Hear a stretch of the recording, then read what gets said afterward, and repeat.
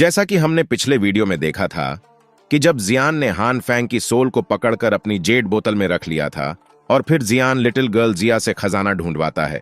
फिर जियान ने little girl जिया की हेल्प से डेमन फ्लेम वैली के सीक्रेट वेयरहाउस को लूट लिया था, जिसमें से जियान को बहुत कीमती 4 बॉक्स मिलते हैं, जिनमें से पहले में लाइटनिंग एफिनिटी क्यूई विधि टेक्निक्स का स्क्रोल, दूसरे में क्रिएशन फ्लेम टेक्निक्स, तीसरे में एक मॉन्स्टर कोर और चौथे में स्काई डेमन पपेट भी था।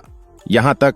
और हाँ दोस्तों, अगर आपने अभी तक इसका पिछला एपिसोड नहीं देखा तो इसे देखने के बाद उसे भी देख लेना, लिंक डिस्क्रिप्शन में है। तो अब वीडियो शुरू करते हैं। अब जियान कहता है कि क्या स्काई डेमन पपेट, और अब जियान उस स्क्रोल को और पढ़ने लगता है। यह स्किल कोई क्यूई विधि नहीं है और न ही यह कोई आम दाऊ टेक्निक्स है। इसके बजाय यह एक स्काई डेमन पपेट है जो प्राचीन काल से चला आ रहा है। स्काई डेमन पपेट को रिफाइन करने के लिए व्यक्ति को 3 वस्तुएं इकट्ठी करनी होंगी, एक लाश, एक सोल और एक मॉन्स्टर कोर, और कई अन्य इंग्रेडिएंट्स के साथ एक स्काई डेमन पपेट का निर्माण होगा। और इस स्काई डेमन पपेट को 3 लेवल में डिवाइड किया गया है, स्काई, ग्राउंड और ह्यूमन। स्काई डेमन पपेट में बहुत ही खतरनाक पावर्स होती है, क्योंकि इसमें कोई भावना नहीं होती है और न ही इसे कोई दर्द महसूस होता है। और दोस्तों, आप इसे बस एक रोबोट जैसा ही सोच सकते हो। अब जियान इस स्क्रोल को फर्स्ट एल्डर सुकियान को दिखाता है, तो वह भी इस स्क्रोल को पढ़कर बहुत हैरान हो जाते हैं। तभी फर्स्ट एल्डर सुकियान कहते हैं कि स्काई डेमन पपेट, मुझे लगा नहीं था कि इस बुढ़े के पास ऐसा कुछ मिलेगा, क्योंकि ये कोई खजाने से कम नहीं है। और जबकि अब हमारे पास रैंक 7 के मैजिकल बीस्ट का मॉन्स्टर कोर है, तो तुम्हारे लिए इसे बनाना बहुत ही फायदेमंद रहेगा, क्योंकि तुम कुछ टाइम बाद सेंटर प्लान्स जाने वाले हो और वहां पर तुम्हारी हेल्प करने के लिए हम तो नहीं रहेंगे। इसलिए इस स्काई डेमन पपेट से तुम्हारी पावर्स बहुत बढ़ जाएगी। अब जियान फर्स्ट एल्डर सुकियान से कहता है कि हाँ ठीक है, मैं ऐसा ही करूंगा। अब जियान शोगेट के लोगों को वहां से कुछ स्टोरेज रिंग्स में उन सभी स्क्रोल और दाऊ टेक्निक्स को भरकर ले जाने के लिए कहता है, क्योंकि शोगेट को इन दाऊ टेक्निक्स और क्यूई विधियों से पावरफुल होने में बहुत हेल्प मिलेगी। और अब सभी जियान और उसका ग्रुप जीनन एकेडमी की ओर जाने लगता है। अब जियान सोचता है कि ये स्काई डेमन पपेट जाए भाड़ में, पहले मुझे तियान हुओ झुंझे की सोल को स्वस्थ बनाने के लिए जल्दी से जल्दी कुछ करना होगा। अब जियान जीनन एकेडमी में आकर वहां की मेडिसिन इंग्रेडिएंट्स को ढूंढने के लिए चला जाता है, और कुछ मेडिसिन इंग्रेडिएंट्स ढूंढने के बाद जियान अपने मास्टर की छोड़ी गई बहुत सारे फार्मूले और टेक्निक्स में से एक फार्मूले को निकालकर उससे तियान हुओ झुंझे की सोल को स्वस्थ बनाने के लिए अपने फरनास को बाहर निकालकर उसमें कुछ मेडिसिन इंग्रेडिएंट्स को डाल देता है। और फिर जियान उनको रिफाइन करने लगता है, लेकिन 1-2 बार तो जियान उन मेडिसिन इंग्रेडिएंट्स को रिफाइन करते टाइम फेल हो जाता है। लेकिन फिर जियान एक बार और ट्राई करता है, और इस बार जियान को उन मेडिसिन इंग्रेडिएंट्स को रिफाइन करते करते 5 दिन लग जाते हैं। और तभी जियान सोल कल्टीवेटिंग स्लाइवा को रिफाइन कर ही लेता है, और यह सोल कल्टीवेटिंग स्लाइवा एक तरल जैसा ही था। और अब जियान इस सोल कल्टीवेटिंग स्लाइवा को तियान हुओ झुंझे की रिंग पर डाल देता है, जिससे तियान हुओ झुंझे की रिंग उस तरल को अपने अंदर ले लेती है। और तभी हमें रिंग से तियान हुओ झुंझे की आवाज सुनाई देती है। और तभी तियान हुओ झुंझे जियान से कहते हैं कि तुमने मेरी बहुत हेल्प की है। जिस पर जियान कहता है कि आपने जो फियर्स स्पिरिट बॉडी को पकड़ा है, उसके आगे तो ये कुछ भी नहीं है, क्योंकि अगर वो फियर्स स्पिरिट बॉडी बाहर आ जाती तो हमारे लिए ये बहुत ही मुश्किल हो जाता। और आप अभी अभी डीप स्लीप से उठे हो, तो आपको पहले थोड़ा आराम कर लेना चाहिए। फियर्स स्पिरिट को बॉडी तो आप बाद में भी रिफाइन कर सकते हो। जिस पर तियान हुओ झुंझे जियान से कहते हैं कि हाँ, तुम सही कह रहे हो, मुझे अब थोड़ा आराम कर लेना चाहिए। और अब जियान अपने फरनास को अपनी स्टोरेज रिंग में रख लेता है, और फिर जियान उस वेयरहाउस से बाहर चला जाता है। तभी ज्योली जियान को वेयरहाउस से बाहर आते हुए देखता है, और फिर ज्योली जियान को बताता है कि छोटे भाई जल्दी चलो, लिटिल फेरी डॉक्टर को कुछ हो गया है। अब जियान बहुत तेजी से वहां चला जाता है, जहां पर जीनन एकेडमी के कुछ एल्डरों ने पॉइजन के फैलने से जीनन एकेडमी को बचाने के लिए एक लाइट बैरियर बना रखा था। तभी अचानक ही वहां पर एक ब्लैक फिगर आ जाता है, और वह आगे बढ़ने ही लगता है। तभी वहां खड़े एल्डर उसे रोकने वाले थे, लेकिन उन्होंने उस फिगर को देखा तो उन्होंने उसे नहीं रोका, क्योंकि वह जियान था। अब जियान को वह एल्डर बताते हैं कि फर्स्ट एल्डर सुकियान अंदर है। और तभी जियान बिना किसी देरी के अपनी ग्रेश हार्ट फ्लेम से अपनी बॉडी को कवर करके उस पॉइजन फोग के अंदर चला जाता है। तभी जियान को एक दरवाजे के पास फर्स्ट एल्डर सुकियान दिखाई देते हैं और फिर जियान फर्स्ट एल्डर सुकियान के पास आकर रुक जाता है और फर्स्ट एल्डर सुकियान जियान को बताते हैं कि कल से लिटिल फेरी डॉक्टर अपनी बॉडी से कंट्रोल खो बैठी है। मैं अंदर जाना चाहता था, लेकिन अंदर पॉइजन यहां से कई ज्यादा फैला हुआ है और अब जियान दरवाजे को खोलकर अंदर जाने लगता है और फर्स्ट एल्डर सुकियान से कहता है कि आप इस जगह को पूरी तरह सील कर दीजिए। और जियान के अंदर जाते ही फर्स्ट एल्डर सुकियान फिर से उस हाउस का गेट बंद करके उस जगह को सील कर देते हैं। अब जियान लिटिल फेरी डॉक्टर के पास जाकर बैठ जाता है और जब लिटिल फेरी डॉक्टर जियान को अपने पास देखती है तो वह बहुत खुश हो जाती है। और इन कुछ दिनों में लिटिल फेरी डॉक्टर ने अपनी पॉइजन बॉडी से कई बार सील हटाई थी, तो इसलिए उसने अपने वॉयफुल पॉइजन बॉडी से कंट्रोल खो दिया है।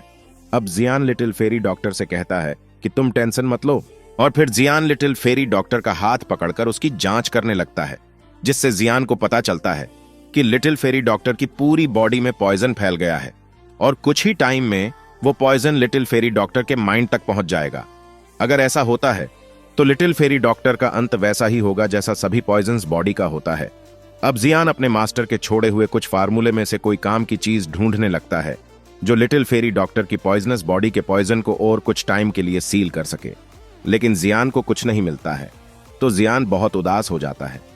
तभी लिटिल फेरी डॉक्टर जियान के फेस के एक्सप्रेशन को देखकर समझ जाती है जियान भी अब कुछ नहीं कर सकता है, जिस पर लिटिल फेरी डॉक्टर जियान से कहती है कि मैंने तुम्हारे साथ बहुत ही अच्छा टाइम बिताया है, तुम ही मेरे सबसे पहले फ्रेंड थे और तुम ही आखिरी भी रहोगे, और जीनन एकेडमी भी मेरे लिए बहुत अच्छी जगह रही है। अगर मेरी पॉइजन्स बॉडी यहाँ ब्लास्ट हुई तो यहाँ के लोगों का नामो निशान मिट जाएगा और मैं ऐसा कभी नहीं चाहती हूँ, इसलिए तुम। और इतना कहते ही जियान लिटिल फेरी डॉक्टर से कहता है कि ये बकवास बातें तुम ना ही करो तो अच्छा है। और तभी तियान हुओ झुंझे जियान से कहते हैं कि क्या ये वो फुल पॉइजनस बॉडी है, जिस पर जियान तियान हुओ झुंझे की आवाज सुनकर कहता है कि क्या आप इस वो फुल पॉइजनस बॉडी के पॉइजन को सील करने के बारे में जानते हैं। और तभी तियान हुओ झुंझे जियान से कहते हैं कि मेरी इतनी उम्र में इस पॉइजनस बॉडी के केस को मैं 2 बार देख चुका हूं, जिनमें से एक तो मेरा फ्रेंड ही था और उसकी पॉइजनस बॉडी के पॉइजन को सील करने के लिए हमने एक सील बनाई थी, लेकिन उस सील को उस पर लगाने से पहले ही वो टपक गया था। और इस सील का नाम ओनेल डे फायर सील है और इस सील को बहुत कम लोग ही जानते हैं। अब तियान हुओ झुंझे उसकी विधि जियान के माइंड में ट्रांसफर कर देते हैं और जब जियान इसे पढ़ता है तो वह बहुत खुश हो जाता है। अब जियान एक स्माइल के साथ लिटिल फेरी डॉक्टर से कहता है कि तुम अब ज्यादा सोचने की जरूरत नहीं है, क्योंकि मुझे तुम्हारी बॉडी के पॉइजन को सील करने के लिए उपाय मिल गया है। अब जियान की बात सुनकर लिटिल फेरी डॉक्टर भी बहुत खुश हो जाती है और फिर जियान लिटिल फेरी डॉक्टर से कहता है कि सील को लगाने के लिए तुम्हें अपने कपड़े उतारने होंगे। अब यह सुनकर लिटिल फेरी डॉक्टर के गाल शर्म के मारे लाल हो जाते हैं और तभी लिटिल फेरी डॉक्टर पीछे पलटकर अपने कपड़े उतार देती है। और जब जियान लिटिल फेरी डॉक्टर को बिना कपड़े के देखता है तो जियान के मन में कुछ कुछ होने लगता है और उसकी जो अंदर की भावनाएं जागने लगती हैं। तभी जियान अपनी फीलिंग्स को कंट्रोल कर लेता है। और देखो दोस्तों, ये सब नोवेल लिखने वाले का करा धरा है और मैं यहाँ पर अपने डायलॉग का कोई भी यूज नहीं करूंगा, क्योंकि इस सिचुएशन में क्या पता मेरे मुंह से कुछ गलत निकल जाए जिसे मैं नहीं बोलना चाहता हूँ। अब जियान लिटिल फेरी डॉक्टर को लेटने के लिए बोल देता है, जिस पर लिटिल फेरी डॉक्टर जियान की बात मानकर उस बेड पर आंख बंद करके लेट जाती है। अब जियान लिटिल फेरी डॉक्टर से कहता है कि शायद तुम्हें इसमें कुछ दर्द भी हो, लेकिन इससे मैं तुम्हारे पॉइजन बॉडी पर फिर से सील लगा पाऊंगा। अब जियान अपनी ग्रेश हार्ट लोटस फ्लेम को अपनी उंगली पर लेकर लिटिल फेरी डॉक्टर की चेस्ट के बीच में रखकर ऑल डे फायर सील को बनाने लगता है। और जैसे ही जियान लिटिल फेरी डॉक्टर की चेस्ट पर सील बना रहा था तो वैसे वैसे लिटिल फेरी डॉक्टर को बहुत मजा भी आ रहा था और वो कुछ आवाजें भी निकालने लगती है। तभी जियान लिटिल फेरी डॉक्टर से कहता है कि अगर तुम चुप नहीं हुई तो मुझसे कुछ गलत काम हो जाएगा। और जियान को ऐसे बोलते सुनकर लिटिल फेरी डॉक्टर टमाटर की तरह लाल हो जाती है और फिर लिटिल फेरी डॉक्टर चुप हो जाती है। और जैसे ही जियान सील को पूरा करने ही वाला था तभी लिटिल फेरी डॉक्टर की बॉडी से एक पॉइजन का धागा जियान की ग्रेश हार्ट लोटस फ्लेम की प्रोटेक्शन को तोड़कर जियान के नाखों से अंदर चला जाता है। और दोस्तों, ऐसा इसलिए हुआ था क्योंकि जियान ने उस सील को बनाने में बहुत पावर्स का यूज कर लिया था और जियान की फ्लेम भी तो जियान की बहुत दाव की यूज करती है, इसलिए जियान की प्रोटेक्शन बहुत कमजोर हो गई थी।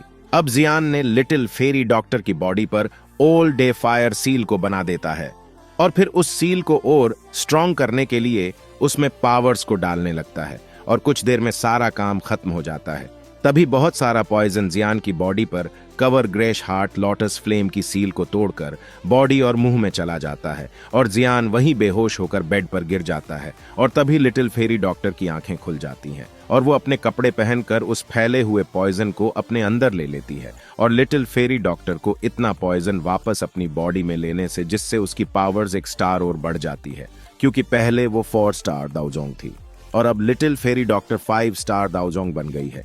और अब लिटिल फेरी डॉक्टर जियान को बेड पर बेहोश हुआ देखती है तो लिटिल फेरी डॉक्टर को याद आता है कि जियान उसके पॉइजन से बेहोश हो गया है। अब लिटिल फेरी डॉक्टर जियान के मुंह से अपने होठों को लगाकर जियान की बॉडी से सारे पॉइजन को बाहर निकाल लेती है और फिर कुछ टाइम बाद जियान की आंखें खुल जाती हैं और वो अपने सामने लिटिल फेरी डॉक्टर को देखकर बहुत हैरान होकर पूछता है कि क्या वो सील अच्छे से लग गई है, जिस पर लिटिल फेरी डॉक्टर जियान से कहती है कि हाँ।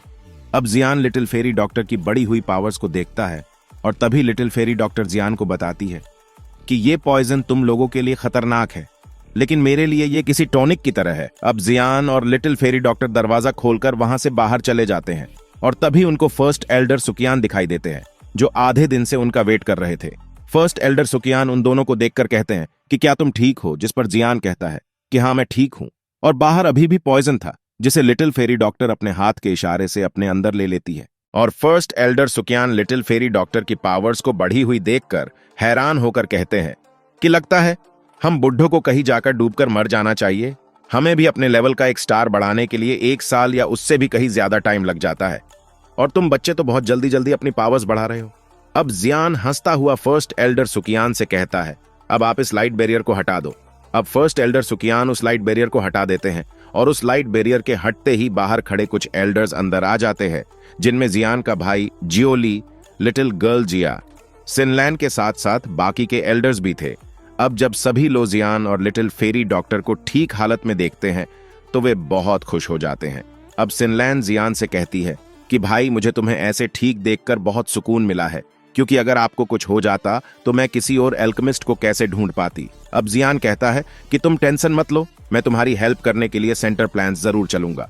अब सिनलैन जियान से पूछती है हमें कब चलना चाहिए और फिर जियान सिनलैन को बताता है कि मुझे पहले एक पिल रिफाइन करनी है और उस पिल को रिफाइन करने में मुझे 2 महीने का तो टाइम लग ही जाएगा। अब सिनलैन वहां से जाते हुए जियान से कहती है कि जब तुम पिल रिफाइन कर लोगे तो एक बार मुझे बता देना। और अब जियान सोचता है कि मुझे इन 2 मंथ के अंदर अंदर हेवन सोल ब्लड बोन पिल को रिफाइन करना ही होगा, नहीं तो क्वीन मेडूसा किससे इस पिल को बनवाएगी। लेकिन मेरे लिए भी टायर लेवल 7 की हेवन सोल ब्लड बोन पिल को रिफाइन करना इतना आसान नहीं होने वाला है, लेकिन उससे पहले मुझे स्काई डेमन पपिट को रिफाइन करना होगा। अब little fairy doctor first Elder सुकियान को एक जेड बोतल देते हुए कहती है कि अगर जीनन एकेडमी के स्टूडेंट मेरे पॉइजन से बेहोश हुए हैं तो ये उनको दे देना और जो इसमें से कुछ बच जाए तो वो आपके फ्यूचर में भी काम आएगी। अब सभी लोग वहां से चले जाते हैं और फिर जियान फिर से उस मैग्मा के अंदर आ जाता है और उसी जगह रुक जाता है जहां पर जियान ने अपनी कल्टीवेशन के लिए जगह बनाई थी। और अब वहां तियान हुओ झुंझे भी रिंग से बाहर आ जाते हैं और फिर वो जियान से कहते हैं कि मैं अभी इतना पावरफुल नहीं हूं कि मैं उस फियर्स स्पिरिट बॉडी को रिफाइन कर सकूं, तुम्हें मेरी हेल्प करनी होगी। जिस पर जियान तियान हुओ झुंझे से कहता है कि क्यों नहीं, आप बस बोलिए मैं कैसे आपकी हेल्प कर सकता हूं। जिस पर तियान हुओ झुंझे जियान से कहते हैं कि तुम्हें मुझे कुछ टाइम के लिए अपनी फॉलन हार्ट फ्लेम देनी होगी। और जियान तियान हुओ झुंझे के इतना कहते ही बिना कुछ सोचे अपनी फॉलन हार्ट फ्लेम तियान हुओ झुंझे को दे देता है और फिर तियान हुओ झुंझे अपनी रिंग में से उस फियर्स स्पिरिट बॉडी को बाहर निकाल देते हैं। अब वो फियर्स स्पिरिट बॉडी बाहर निकलते ही जियान और तियान हुओ झुंझे से डरकर वहां से भागने लगती है और तभी तियान हुओ झुंझे उस फियर्स स्पिरिट बॉडी को फॉलन हार्ट फ्लेम के जाल में फंसा देते हैं। अब वो फियर्स स्पिरिट बॉडी उस जाल से निकलने के लिए बहुत कोशिश करती है, लेकिन वो ऐसा नहीं कर पाती है और ना ही इसके पास कोई बुद्धि है जिससे कुछ सोचकर वो तियान हुओ झुंझे पर अटैक कर पाती है। और जैसे जैसे फॉलन हार्ट फ्लेम का जाल छोटा होता जाता वैसे वैसे उस फियर्स स्पिरिट बॉडी के चिल्लाने की ओर ज्यादा आवाज आती थी। अब कुछ टाइम बाद तियान हुओ झुंझे चिल्लाते हुए जियान से कहते हैं कि जल्दी से तुम फॉलन हार्ट फ्लेम के जाल को और स्ट्रांग बनाओ। और जब जियान तियान हुओ झुंझे को चिल्लाता हुआ देखता है तो वह अपनी थोड़ी सी दावकी उस फॉलन हार्ट फ्लेम के जाल पर डाल देता है, जिससे वो जाल और स्ट्रांग हो जाता है। और जियान ऐसे ही कई बार उस जाल पर अपनी दावकी को डालता है और कुछ टाइम बाद वो जाल छोटा होकर एक गेंद जितने साइज का हो जाता है और तभी तियान हुओ झुंझे अपनी पावर्स से एक फरनास बनाकर उस फियर्स स्पिरिट बॉडी को उसमें डाल देते हैं और फिर उसे रिफाइन करने लगते हैं। और तियान हुओ झुंझे जियान से कहते हैं कि जब तक मैं इस फियर्स स्पिरिट बॉडी को रिफाइन नहीं कर लेता हूं तब तक तुम मुझे अपनी थोड़ी थोड़ी दावकी देते रहना, जिस पर जियान भी हाँ में सर हिला देता है। अब तियान हुओ झुंझे अपनी रिफाइनमेंट में लग जाते हैं। तभी जियान भी उस बैम्बू स्क्रोल को निकालकर स्काई डेमन पपेट को रिफाइन करने के बारे में सोचने लगता है और उस स्काई डेमन पपेट को रिफाइन करने के लिए जो जो चीजें चाहिए थीं वो सब जियान के पास थी। अब जियान उस स्क्रोल को अपनी स्टोरेज रिंग में रखकर एक जेड बोतल को निकाल लेता है और उस बोतल में हान फैंग था। और फिर जियान हान फैंग से पूछता है कि क्या तुम्हें मास्टर के बारे में कुछ पता है जो होल ऑफ सोल वालों के पास है। अब हान फैंग जियान की बात सुनकर हंसते हुए कहता है कि अच्छा वो बुढ़ा ही ना, मैं उसके बारे में कुछ नहीं बताऊंगा, और हाँ अगर तुम मुझे छोड़ दो और मेरे पैरों पर गिड़गिड़ाते हुए भीख मांगो तो शायद मुझे तुम पर थोड़ी दया आ जाए और मैं तुम्हें तुम्हारे मास्टर के बारे में कुछ बता दूं। अब जियान हान फैंग को ऐसे बोलते देखकर अपनी फ्लेम को उस जेड बोतल में डाल देता है। तभी हान फैंग जोर जोर से चिल्लाने लगता है और हान फैंग जियान से चिल्लाते हुए कहता है कि अरे भाई क्या हम आराम से बात नहीं कर सकते हैं। लेकिन जियान अब हान फैंग की एक नहीं सुनता है और जियान उस जेड बोतल को अपनी स्टोरेज रिंग में रख लेता है। और फिर जियान तियान हुओ झुंझे को देखता है जो अभी तक अपनी रिफाइनमेंट में लगे हुए थे। अब जियान भी अपनी आंखें बंद करके अपनी दावकी को रिकवर करने के लिए कल्टीवेशन के लिए बैठ जाता है। अब जियान और तियान हुओ झुंझे को ऐसे ही 3 दिन हो जाते हैं और फिर दोनों की आंखें खुलती हैं और अब तक तियान हुओ झुंझे उस फियर्स स्पिरिट बॉडी को पूरी तरह रिफाइन कर लिया था। अब उस फरनास में एक प्योर स्पिरिचुअल स्ट्रेंथ थी और फिर तियान हुओ झुंझे उसे खा लेते हैं।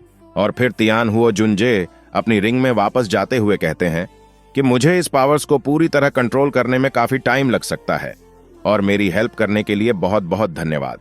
और इसी के साथ ही आज का यह एपिसोड खत्म होता है। अगर आप सभी अगला एपिसोड चाहते हो, वीडियो को लाइक और चैनल को सब्सक्राइब कर लो। तो फिर मिलते हैं अगली वीडियो में। तो अभी के लिए बाय बाय दोस्तों।